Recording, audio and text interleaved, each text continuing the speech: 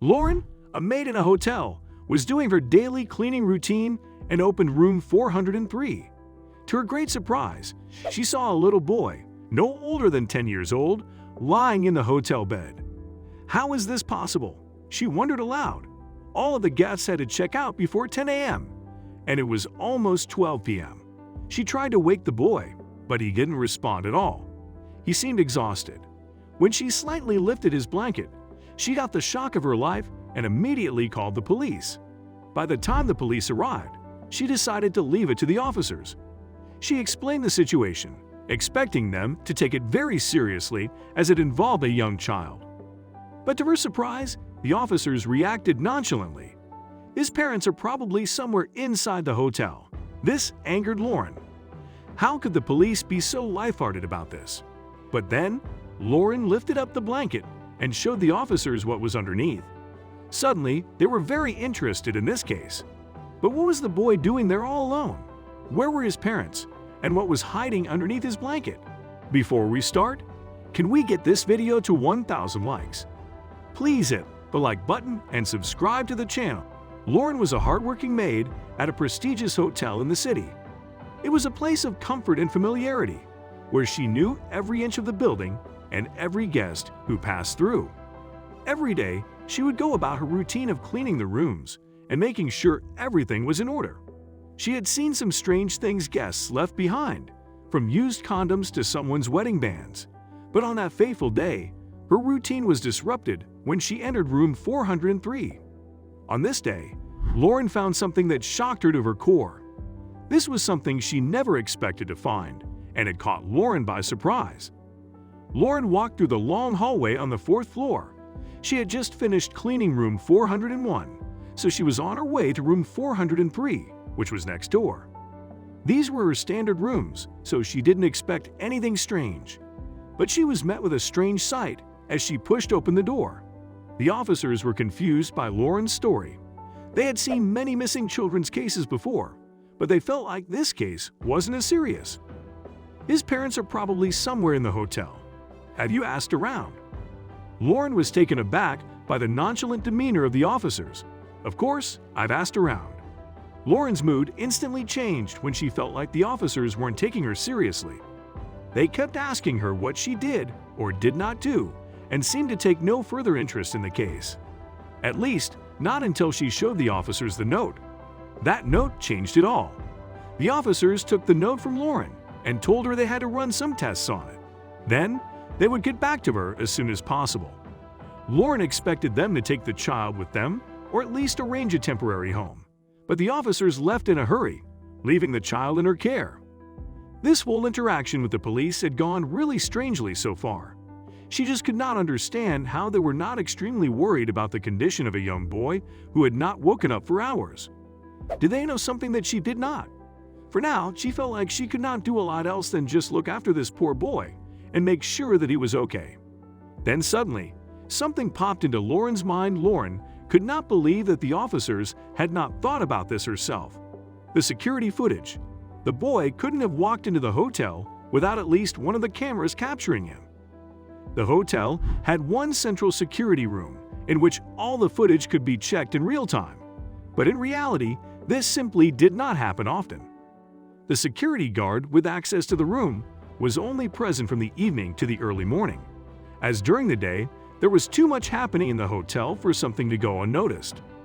So Lauren had to call and beg for him to come in earlier to help her here.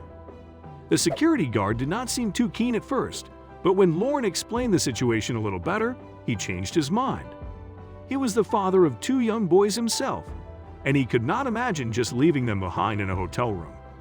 Whoever was responsible for this needed to pay for their actions, because Lauren had no idea from what time the boy had been in the room by himself. They had to slowly play back the footage from the moment she walked into the room herself. The door of the room had seemed gone unopened for 4 whole days. This made little sense to Lauren, as Quest had checked out on the morning of the day she found the boy. Finally, something happened in the footage. 2 people walked out of the room.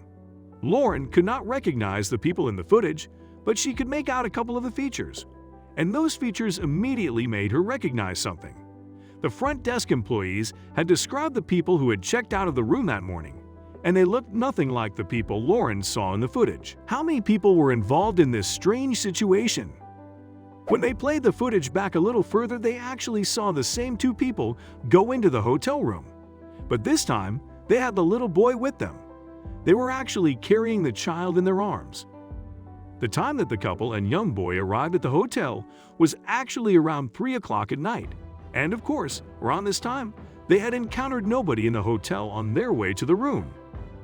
When they looked at more footage, Lauren found out that, most likely, the same people that had checked out that morning had checked in a week prior. But they had never even been in the room. They had to have given their keys to the people who had dropped off the boy. But why? She had checked the names and ID copies of the people who had checked into the room, but she could not find anything about them online. And so far, the police had not seemed interested in looking them up either. Lauren's investigation hit a bit of a brick wall at this point, and she had only one place to go next. With the new information she had gathered, she tried to get in contact with the police again and hopefully get them to use her finding. And they were surprisingly more receptive to her this time around. In fact, they told her that multiple officers were already on their way back to the hotel to meet her and the young boy. They had a breakthrough in the case, as they called it, based on the note that Lauren had found under the boy's blanket. Lauren was very excited. Finally, something was about to be done to help this young boy. She had already gone back to the room where the child was still soundly sleeping by the looks of it. When the police arrived, they once again showed zero interest in the young boy and put all their focus on Lauren. They'd almost seemed to be excited to hear what Lauren had found out, and before she could get any information out of them, she had to tell them everything. As Lauren was telling the officers more and more, the faces of the officers seemed to light up, and big smiles were going around. Before she was done, some officers even started to high-five each other. Lauren could not understand what was happening and felt very offended that they were not taking her seriously by the looks of things. But the truth would turn out to be even worse. When the officers noticed that Lauren had no idea why they were reacting like this, one of them walked straight past her toward the young boy. All the color instantly drained from Lauren's face when he picked the boy up by his neck. She wanted to attack the officers with everything she got, and it would only be seconds before she saw red. But everything stopped for Lauren when the officer told her, with a big smile on his face, that this was not a real doll, but a realistic police training dummy.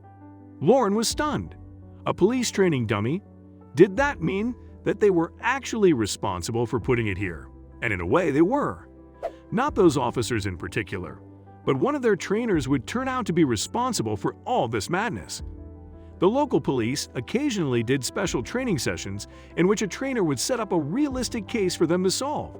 And this time, it was a missing person case. The mission was to find this young boy who the trainer had hidden in the hotel room with a do not disturb sign. How the boy was brought in and who checked in and checked out of the room was all set up in advance, and the officers had actually gotten the assignment this morning. And because they were so focused on that training case, they had not been really keen to help Lauren at first. But when she showed them the note, they suddenly realized that this was probably the boy they were meant to find. That is why they were so excited, as it now meant that they had solved the training case in record time. Apparently, the owner of the hotel had been aware that this was happening and had agreed to it, but he had forgotten to communicate it to his staff members. But despite this, Lauren was still furious. She had been put through an emotional roller coaster for nothing more than training exercise. Lauren ended up successfully suing the police department and was compensated well for emotional damages and suffering. Her boss was also fired in the end for not disclosing this information to the hotel personnel.